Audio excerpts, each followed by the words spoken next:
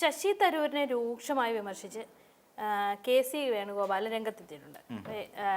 വിമർശനത്തിന് കാരണം എന്താണെന്ന് വെച്ച് കഴിഞ്ഞാൽ നമ്മുടെ രാഹുൽ ഗാന്ധിയുടെ ഒരു പരിപാടി ഉണ്ടായിരുന്നു, ഛാത്രോം കി ഗൂഞ്ച്. ഈ പ്രചരണ പരിപാടിയെ വിമർശിച്ചു. ശശി തരൂർ വിമർശിച്ചിരുന്നു. തരൂരിൻ്റെ പൊതുവെയുള്ള രീതി അങ്ങനെയാണല്ലോ, വിമർശനം എവിടെ കണ്ടാലും മീൻസ് പാർട്ടിക്കുള്ളിലെ എന്തിനേയും വിമർശിക്കുന്ന ഒരാളായിട്ട് തരൂർ മാറിയിട്ടുണ്ട്. അപ്പോൾ ഈ പറഞ്ഞത് KC വേണുഗോപാലിന് അങ്ങോട്ട് ഇഷ്ടപ്പെട്ടില്ല. അപ്പോൾ KC അതിനോട് പൊട്ടിത്തെറിച്ചിട്ടുണ്ട്. ഇപ്പം അല്ല, ഒരു കാര്യമുള്ളതെന്ന് വെച്ച് കഴിഞ്ഞാൽ ഇപ്പം രാഹുൽ ഗാന്ധിയെ സംബന്ധിച്ചിടത്തോളം രാഹുൽ ഗാന്ധി എന്ന് പറയുന്ന നേതാവ് നമ്മുടെ രാജ്യത്തിന് എന്ത് ചെയ്തു എന്ന് ചോദിച്ചാൽ എൻ്റെ വ്യക്തിപരമായ അഭിപ്രായത്തിൽ പ്രത്യേകിച്ചൊന്നും ചെയ്തില്ല എന്നുള്ളതാണ്. രാജ്യത്തിന് വേണ്ടിയിട്ട്, നമ്മുടെ രാജ്യത്തിന് വേണ്ടിയിട്ടോ നമ്മുടെ സാധാരണക്കാർക്ക് വേണ്ടിയിട്ടോ എന്തെങ്കിലും ചെയ്ത് അതിൻ്റെ ഒരു ഫലപ്രാപ്തിയിൽ എത്തിച്ചിട്ടുണ്ടോ?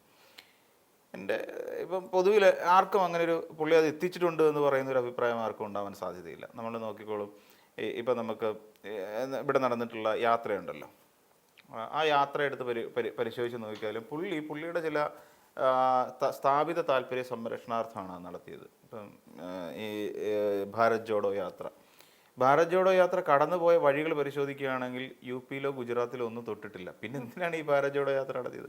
BJPക്ക് പ്രാധാന്യമുള്ള സ്ഥലങ്ങളിലൂടെ പോകണമായിരുന്നു. എങ്കിൽ മാത്രമേ കോൺഗ്രസ് ആശയങ്ങൾ, BJP വിരുദ്ധത ഇതൊക്കെ പ്രചരിപ്പിക്കാൻ സാധിക്കും. പക്ഷെ അപ്പോഴും ഭാരത് ജോഡോ യാത്ര കൊണ്ട് പിന്നീട് ന്യായ യാത്ര നടത്തിയ സമയത്തൊന്നും രാഹുൽ ഗാന്ധിക്ക് ഒന്നും ചെയ്തു കൊടുക്കാൻ കഴിഞ്ഞില്ല എന്നുള്ളതാണ്. പിന്നീട് അദ്ദേഹം കൊണ്ടുവന്ന് വോട്ട് ചോരി എന്ന് പറയേണ്ട ഒരു വലിയ പ്രോജക്റ്റ് കൊണ്ടുവന്നു. വോട്ട് ചോരി കൊണ്ടുവന്നിട്ട് എന്നിട്ട് അത് എന്ത് ചെയ്തു? ഈ വോട്ട് ചോരിയുമായി ബന്ധപ്പെട്ടുകൊണ്ട് രാഹുൽ ഗാന്ധി എന്ന് പറയുന്ന ഒരു നേതാവ് എന്താണ് ചെയ്തത്? നത്തിങ്. എൻ്റെ ഒരു ഇൻട്രൊഡക്ഷൻ മാത്രം. ഇവിടെ VBG റാംജി എന്ന് പറഞ്ഞുകൊണ്ട് മഹാത്മാഗാന്ധിയുടെ പേര് എടുത്തു കളഞ്ഞിട്ട് തൊഴിലുറപ്പ് പദ്ധതി നടപ്പിലാക്കി. എന്നിട്ട് രാഹുൽ ഗാന്ധി എന്ത് ചെയ്തു? അവിടെ ഇല്ലായിരുന്നു. നത്തിങ്. ഇപ്പം നമ്മൾ നോക്കി 25-ാം തീയതി മറ്റാണ്, ജൂലൈ മാസം 25-ാം തീയതി മറ്റാണ് ഈ ഇതിലേക്ക് കോൺഗ്രസ്സുകാർ സമരം ജന്തർ മന്ദറിൽ നടന്ന CJP സമരത്തിന് പിന്തുണയായിട്ട് എത്തുന്നത്. അവർ ജൂൺ മാസത്തിൽ തുടങ്ങിയാണ് സമരം. എവിടെയായിരുന്നു ഈ രാഹുൽ ഗാന്ധി? ആ ചോദ്യത്തിന് വളരെ പ്രസക്തിയുണ്ട്. ഇപ്പം നമ്മൾ നോക്കിയാൽ ശശി തരൂരിനെ ഏതാണ്ട് മാധ്യമ വാർത്തകൾ വന്നു തുടങ്ങിയപ്പോഴാണ് പൊതുവെ ഈ പറയുന്ന പാർട്ടിക്കാർ പോലും ശ്രദ്ധിച്ചു തുടങ്ങിയത്. അതെ. അപ്പോൾ അങ്ങനെ രാഹുൽ ഗാന്ധി ആ സമയത്ത് ഇന്ത്യയിലില്ലാത്ത ഒരാൾ രാജ്യത്തിന് വേണ്ടി എന്ത് ചെയ്തു എന്ന് ചോദിച്ചാൽ ഒന്നും ചെയ്തില്ല എന്ന് നമുക്ക് പറയേണ്ടി വരും. അതിപ്പം കോൺഗ്രസ്സുകാരിൽ 90% ആൾക്കാരോട് ചോദിച്ചു നോക്കുള്ളൂ, എന്ത് ചെയ്തു? ഒന്നും ചെയ്തില്ല, ഒരു ചുക്കും ചെയ്തില്ല. അതാണ് ഇവിടുത്തെ കോൺഗ്രസിൻ്റെ അല്ലെങ്കിൽ രാഹുൽ ഗാന്ധി എന്ന് പറയുന്ന ഒരു നേതാവിൻ്റെ പ്രശ്നം.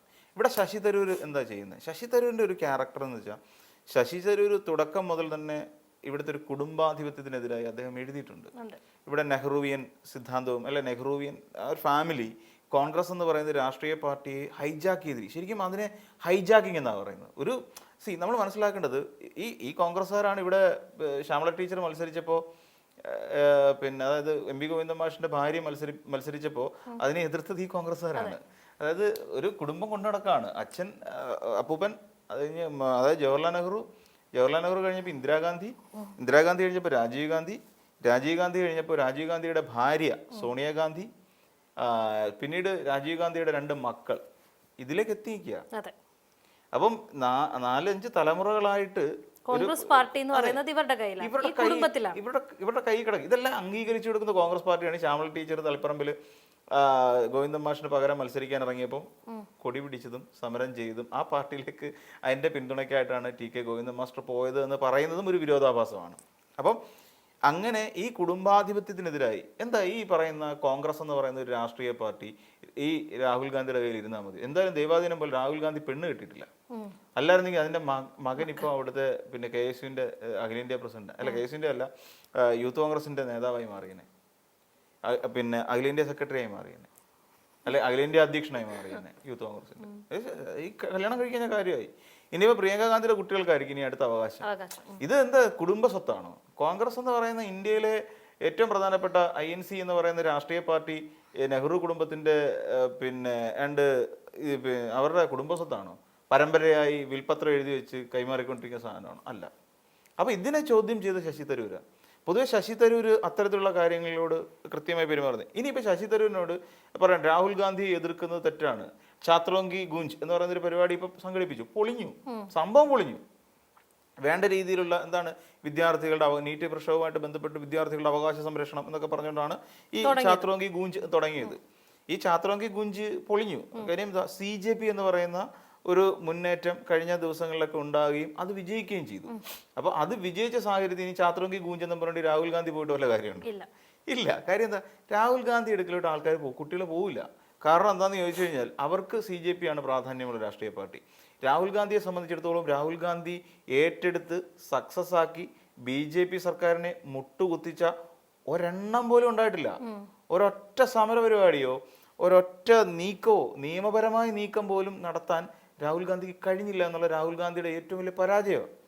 ലോക്സഭാ പ്രതിപക്ഷ നേതാവായിരുന്നിട്ട് കൂടി, രാജ്യസഭാ പ്രതിപക്ഷ നേതാവായിട്ട് മല്ലികാർജ്ജുൻ ഖാർഗെ AICCയുടെ അധ്യക്ഷനാണ്, പുള്ളി ഉണ്ടായിരുന്നിട്ട് കൂടി BJPക്കെതിരായിട്ട് ഒരു ചെറുവിരൽ അനക്കാൻ കഴിഞ്ഞിട്ടില്ല. ജോഡോ യാത്ര നടത്തി പൊളിഞ്ഞു പോയില്ലേ? ഇത് ജന്തർ മന്ദിറിൽ ഇതിനു മുമ്പ് സമരം വരുന്ന പിന്നെ നമ്മുടെ ഗുസ്തി താരങ്ങൾ, അവിടെ രാഹുൽ ഗാന്ധിക്ക് എന്തെങ്കിലും കുന്തം ചെയ്യാൻ പറ്റുമോ? ചെയ്തില്ല.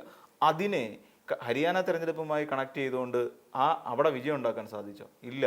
ഇവിടെ ജമ്മു കാശ്മീരിൽ തെരഞ്ഞെടുപ്പ് നടന്നു, എന്തെങ്കിലും നേട്ടം ഉണ്ടാക്കാൻ കഴിഞ്ഞോ? പിന്നീട് ഇങ്ങോട്ട് വന്ന് മഹാരാഷ്ട്ര തെരഞ്ഞെടുപ്പ് നടന്നു, എന്തെങ്കിലും നേട്ടം ഉണ്ടാക്കാൻ കോൺഗ്രസിന് കഴിഞ്ഞോ?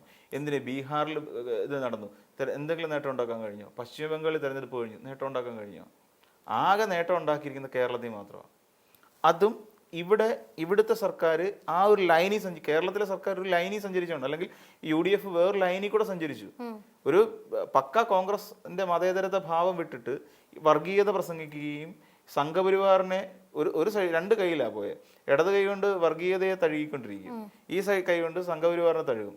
ഈ രണ്ട് തലവടലിൽ കൊണ്ടിട്ടാണ് ഇടയ്ക്ക് നിന്ന UDF അധികാരത്തിൽ കയറിയെന്ന് കേരളത്തിലുള്ള ഒരുമാതിരിപ്പെട്ട എല്ലാവർക്കും അറിയാം. വർഗീയതയായിരുന്നു UDF ഉപയോഗിച്ച ഏറ്റവും വലിയ തന്ത്രം. പക്ഷേ ഇവിടെ കോൺഗ്രസ് അവിടെ പറയുന്നത് എന്താ, അവിടെ കോൺഗ്രസ് ചെയ്യുന്നത് എന്താ, ഞങ്ങൾ വർഗീയതയ്ക്കെതിരാണ്, സംഘപരിവാറിനെതിരാണ്. അപ്പോൾ രണ്ടും രണ്ട് തലവാ. അതുകൊണ്ടാണ് ഇവിടെ വന്നിട്ട് UDF അധികാരത്തിൽ കയറിയതിൻ്റെ പ്രധാനപ്പെട്ട കാരണം. മുസ്ലിം ലീഗ് ഉണ്ടായിരുന്നിട്ടാ, മുസ്ലിം ലീഗും ജമാഅത്തെ ഇസ്ലാമി ഉണ്ടായിരുന്നിട്ടാണ് ഇവിടെ അധികാരത്തിൽ കയറിയത്, അല്ല അധികാരത്തിൽ കയറില്ല. അത് പക്കയാണ്. അപ്പം ഇങ്ങനെ ഇത്തരം സമീപനങ്ങളാണ് കോൺഗ്രസിൻ്റെ എക്കാലത്തെയും ഒരു പ്രശ്നം എന്ന് എനിക്കത് തോന്നുന്നു. അപ്പോൾ അതുകൊണ്ട് ശശി തരൂർ പറഞ്ഞതിനോട് ഇത് സംഘപരിവാറിനെ അല്ലെങ്കിൽ BJP അനുകൂലമാക്കും എന്നാണ് KC വേണുഗോപാൽ വിമർശിക്കുന്നത്. അല്ലെങ്കിലും രാജ്യത്ത് BJP അനുകൂല രീതി തന്നെയാണ് പൊയ്ക്കൊണ്ടിരിക്കുന്നത്. BJPക്ക് അനുകൂലമായ രീതിയിൽ BJPക്ക് അനുസരിച്ചിട്ട് ചേഞ്ച് ചെയ്യാണ് കോൺഗ്രസ്. BJPക്ക് അനുസരിച്ച് കോൺഗ്രസ് പാർട്ടി സ്വയം മാറിക്കൊണ്ടിരിക്കുക. എന്താണ് BJP എടുക്കുന്ന പോളിസി എന്താണ് എന്നുള്ളത് പഠിക്കും. BJP എടുക്കുന്ന പോളിസി എന്താണെന്ന് പഠിച്ചിട്ട് അതിനനുസരിച്ചൊരു സമീപനം കോൺഗ്രസ് സ്വീകരിക്കുന്നു. അതുകൊണ്ടാണല്ലോ നമുക്ക് പിന്നെ രാഹുൽ ഗാന്ധിക്ക് വയനാട്ടിലോ കേരളത്തിലോ എത്തുമ്പോൾ മുസ്ലിം ലീഗിനോട് ഹറാം അല്ലേ, നിങ്ങൾ കൊടി പിടിക്കരുത്, നിങ്ങൾ പച്ചക്കൊടി പിടിക്കാൻ പാടില്ല, നിങ്ങൾ വേണമെങ്കിൽ പച്ചയും വെള്ളയും ബലൂൺ പിടിച്ചോ കുഴപ്പമൊന്നുമില്ല, പക്ഷെ പച്ചക്കൊടി പിടിക്കരുത്, കാര്യം അത് പാകിസ്ഥാന്റെ കൊടിയാണ്. അപ്പോൾ എന്നെ ഒരു വർഗീയവാദിയാക്കും, ഞാനൊരു മൃദു ഹിന്ദുത്വ സമീപനമായിട്ട് പോകുന്ന ഒരാളാണ്. ഇത് രാഹുൽ ഗാന്ധി പറയാതെ പറയുകയാണ് പിന്നെ സംഘപരിവാറിനോട്. ഇവിടെ കേരളത്തിൽ എന്താ സംഭവിച്ചത്? കേരളത്തിൽ ഇന്ന് കാണുന്ന പോലെ 3 പേര് നിയമസഭയിലേക്ക് BJPയുടെ വന്നിട്ടുണ്ടെങ്കിൽ അതിന് കാരണക്കാരാരാ? കോൺഗ്രസ് ആണ്. അതിന് കാരണക്കാർ കോൺഗ്രസ് ആണ്. ഇവിടെ പിന്നെ കഴിഞ്ഞ സർക്കാർ നടപ്പിലാക്കാതെ പോയ സംഘപരിവാറിന്റെ അജണ്ടകൾ നടപ്പിലാക്കിക്കൊണ്ടിരിക്കുന്ന ആരാ? ഇവിടുത്തെ കോൺഗ്രസ് സർക്കാരാണ്, കേരളത്തിലെ കോൺഗ്രസ് സർക്കാരാ. ഈ PM ശ്രീ പദ്ധതി നടപ്പിലാക്കാൻ ശ്രമിക്കുന്ന ആരാ? കേരളത്തിലെ കോൺഗ്രസ് സർക്കാരാണ്. ഈ ഗവർണറെ ഉപയോഗിച്ചുകൊണ്ട്, ഗവർണർക്കെതിരെ ഒരു അക്ഷരം മിണ്ടുന്നില്ലല്ലോ. ഗവർണറെ ഉപയോഗിച്ചുകൊണ്ട് ഇവിടെ നടത്തുന്ന നിയമനങ്ങൾ സർവകലാശാലകളിൽ എന്താ മിണ്ടാതിരിക്കുന്ന സർക്കാർ? ഇവിടെ അതിന് ഇപ്പോൾ വന്ദേമാതരം ആലപിക്കാൻ വേണ്ടിയിട്ട്, പൂർണ്ണമായി ആലപിക്കാൻ വേണ്ടി തീരുമാനമെടുത്തു. ആരാ പറഞ്ഞത്? ഈ സർക്കാരാണ്. ചീഫ് സെക്രട്ടറിയാണ് ഇത് സ്വീകരിച്ചെന്ന് പറയുന്നത്. എന്നിട്ട് ചീഫ് സെക്രട്ടറിക്കെതിരെ നടപടി എടുക്കാൻ സർക്കാരിന് കഴിഞ്ഞോ? ഇല്ല.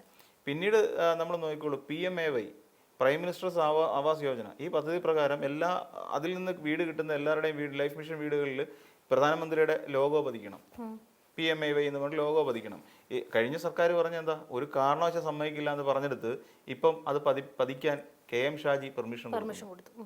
അപ്പം ഇതെന്തുകൊണ്ട് സംഭവിക്കുന്നു? സുഗതൻ എന്ന് പറയുന്ന ഒരാൾ ജയിൽ പുള്ളിയായി കിടക്കുന്ന, കാപ്പ ചുമത്തി വിയൂർ സെൻട്രൽ ജയിലിൽ കിടന്ന സുഗതിന് സത്യപ്രതിജ്ഞ ചെയ്യാനുള്ള സൗകര്യം ഒരുക്കി കൊടുക്കുന്നു. ഇതൊക്കെ അപ്പോൾ ഇത് സുഗതൻ ആരാണ്? കോൺഗ്രസിൻ്റെ ആരെങ്കിലും ആണോ? കോൺഗ്രസ് കൗൺസിലറേ അല്ല, അയാൾ BJP കൗൺസിലറാണ്. ഇത്രയൊക്കെ സംഘപരിവാർ നയങ്ങൾ കേരളം പോലെ ഒരു സംസ്ഥാനത്ത് നടപ്പിലാക്കിക്കൊണ്ടിരിക്കുന്ന കോൺഗ്രസ് പാർട്ടിയുടെ സംഘടനാ ജനറൽ സെക്രട്ടറിയാണ് പറയുന്നത് ശശി തരൂർ സംസാരിച്ചാൽ അത് BJPക്ക് അവസരം കൊടുക്കലായി പോകും. ഇവിടെ BJPക്ക് അവസരങ്ങൾ കൊടുത്തുകൊണ്ടേയിരിക്കുക. ശരിക്കും KC വേണുഗോപാൽ പറയേണ്ടിയിരുന്നത് പക്ഷെ അതൊരു കാര്യമുണ്ട്, അത് രഹസ്യമായിട്ടാ. ഇത് പരസ്യമായി പോകുന്നതായിരിക്കും, പരസ്യമാകുന്നു എന്നുള്ള ഒരു ഭയമായിരിക്കും. ഇത് ശശി തരൂരിനെ നിയന്ത്രിക്കാമെന്ന്. ശശി തരൂരൊക്കെ എന്ന് പറഞ്ഞു കഴിഞ്ഞാൽ ഈ കോൺഗ്രസിന്റെ എനിക്കൊന്ന് KC വേണുഗോപാൽ കോൺഗ്രസിനെ അറിഞ്ഞതിനേക്കാൾ കൂടുതൽ എനിക്ക് തോന്നുന്നു ശശി തരൂർ കോൺഗ്രസിനെ അറിഞ്ഞിട്ടുണ്ട്. കാര്യം നെഹ്റുവിൻ്റെ പുസ്തകങ്ങളെല്ലാം വായിച്ച ഒരാൾ ശശി തരൂർ. അപ്പം നെഹ്റുവിൻ്റെ ചിന്താഗതി എന്തായിരുന്നു എന്നുള്ളത് ശശി തരൂരിന് അറിയാം. ശശി തരൂർ അതിനെക്കുറിച്ച് പഠിച്ച ഒരാളാണ്. അപ്പോൾ ശശി തരൂർ പറയാണ് പിന്നെ ഇത് ഇങ്ങനെയൊക്കെയാണ് ചെയ്യുന്നത്, ഇതൊരു കാര്യമില്ല. സത്യമാണ്. പക്ഷെ അത്രയും യോഗ്യനായ ഒരാളെ പാർട്ടി വളർത്തത്തില്ല. അത് വേറൊരു കാര്യം എന്താ, ഇവർക്കൊരു അടിമത്തത്തിൽ കഴിയണം, ഒരു കുടുംബത്തിൻ്റെ അടിമത്തത്തിൽ. പണ്ട് ഫാസിസം എന്നൊക്കെ പറയത്തില്ല, നമുക്ക് അറിയാവുന്ന ചില സാധനങ്ങളുണ്ട്. പണ്ടത്തെ ഒരു കാലമുണ്ട് നമ്മുടെ നാട്ടിൻപുറത്ത്. എന്താണെന്ന് വെച്ചാൽ ഒരു ജന്മി അടിയാൻ അല്ലെങ്കിൽ ഉടയോൻ അടിയാൻ ബന്ധമുണ്ട്.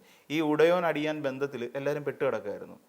കാലം കഴിഞ്ഞ് തലമുറകൾ മാറിയാലും ശരി, ഈ കുറേ കാലം കഴിയുമ്പോൾ അവിടുത്തെ ഇളയ തലമുറയിൽപ്പെട്ട ഒരാൾ ഇവിടുത്തെ വലിയ തലമുറയിൽപ്പെട്ട അയാളെക്കാട്ടി 10, 30, 40 വയസ്സും മുതിർന്ന ഒരാളെ കയറി പേര് വിളിക്കും. അതിനെ അംഗീകരിച്ചു കൊടുക്കുന്നത് എന്തുകൊണ്ടാണെന്നറിയാം? ഈ അടിമത്തം കൊണ്ടാണ്.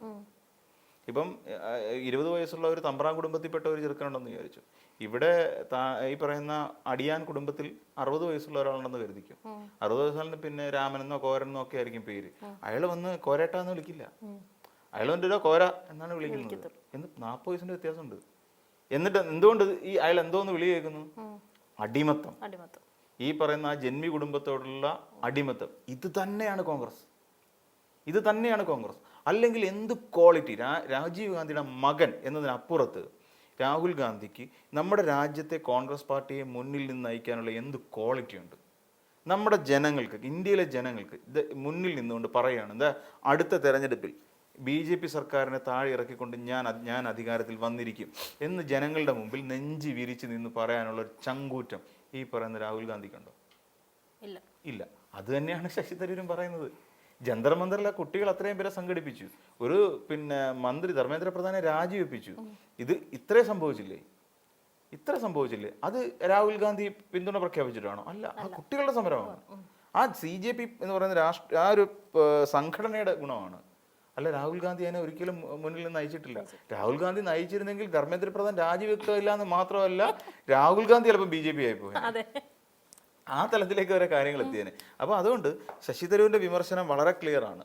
BJPക്ക് ഇത്രയും കാലം വളരാനുള്ള എല്ലാ വളവും വെള്ളവും ഇട്ടത് ആരാണ് എന്നുള്ള കാര്യം കൃത്യമായി KC വേണുഗോപാലിന് അറിയാവുന്നതേ ഉള്ളൂ. ഇത് പിന്നെ ശശി തരൂരിനും അറിയാം ആരാണ് BJP വളരാനുള്ള സ്പേസ് ഉണ്ടാക്കി കൊടുത്തത്. അത് രാജീവ് ഗാന്ധിയാണ് എന്നുള്ള കാര്യം ഈ പറയുന്ന പുതിയ തലമുറയിൽപ്പെട്ടവർക്ക് പോലും അറിയാം. ഈ പറയുന്ന രഥയാത്ര നടത്താനും ഈ പറയുന്ന സംഘപരിവാറുകാർക്ക് ബാബറി മസ്ജിദ് പൊളിക്കാനും അവസരം ഒരുക്കി കൊടുത്തത് ഈ നാട്ടിലെ രാജീവ് ഗാന്ധി അധികാരത്തിലിരിക്കുന്ന സമയത്താണെന്ന് എല്ലാവർക്കും അറിയാം. അപ്പോൾ സംഘപരിവാറിനെതിരെ നമ്മുടെ രാഹുൽ ഗാന്ധിക്ക് യുദ്ധം ചെയ്യാൻ പറ്റുമോ? യുദ്ധം ചെയ്താൽ വിജയിക്കുമോ? ഒരിക്കലും ഇല്ല. ഇതെല്ലാം ചരിത്രത്തിനകത്ത് കിടക്കുന്ന സാധനമാണ്. അതുകൊണ്ട് ശശി തരൂരിന് ഇതൊക്കെ അറിയാം. ശശി തരൂർ പറയുന്നതിനകത്ത് വാസ്തവമുണ്ട് എന്നുള്ളതാണ് എൻ്റെ ഒരു പക്ഷം.